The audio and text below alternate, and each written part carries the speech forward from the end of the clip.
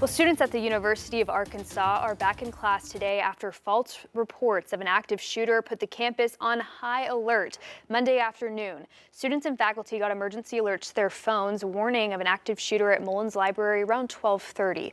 After an investigation, U of A police say that they found no evidence shots were ever fired, and they say this appears to have been a hoax. UAPD says they received more than 300 landline phone calls and multiple 911 calls that covered 7 different buildings on campus. These calls were all either reporting shots fired or an active shooter event.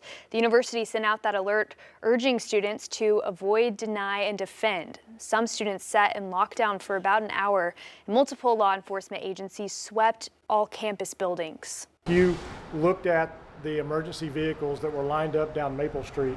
You could see how seriously we take these types of calls. Once the buildings were cleared and no suspect was found, the protocols were lifted.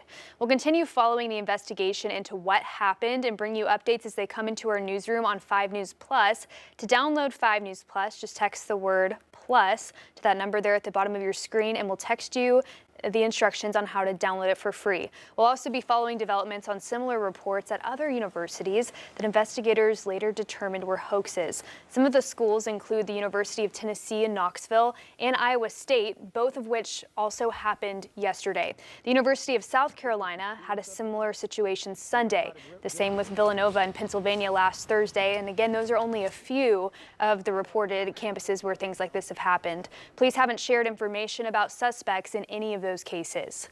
Also developing today, Fort Smith police are investigating after reports of someone shooting from a car. They say this happened last night on Savannah Drive. Witnesses say the gunshots came from a car with multiple people inside. It was later found abandoned near Vicksburg and South 35th Streets. The surveillance camera did not capture any video of the suspects, but police say it's unclear if they were targeting any specific person or property. No injuries, though, were reported.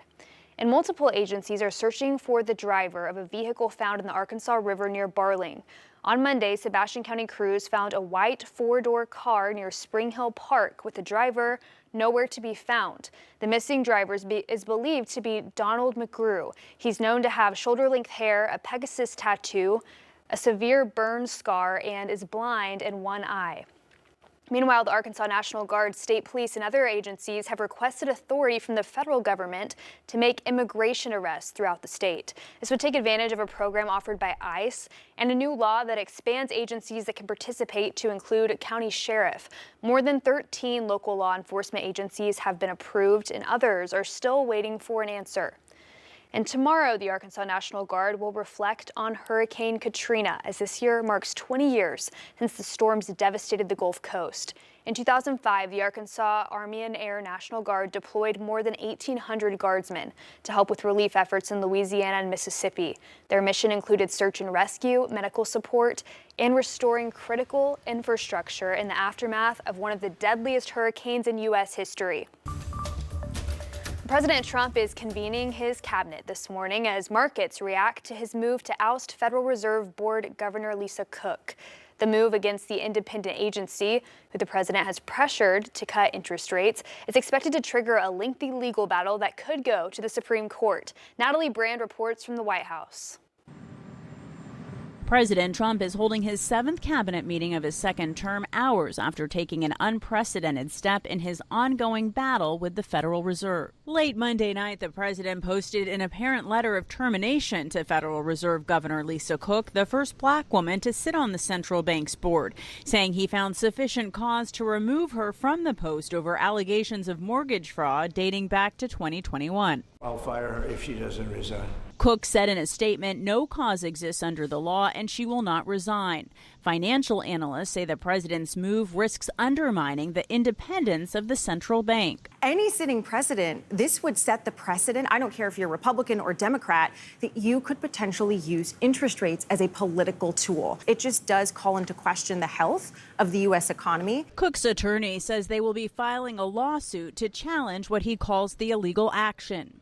President Trump is also facing increased pushback from Democratic governors warning him not to send National Guard troops to their states as the president weighs expanding his anti-crime initiative in Washington, D.C. to other cities, including Chicago. Chicago's a disaster. We may wait. We may or may not. We may just go in and do it. Mr. President, do not come to Chicago. You are neither wanted here nor needed here. Illinois Governor J.B. Pritzker has indicated the state is prepared to fight in court if troops are sent. Natalie Brand, CBS News, the White House.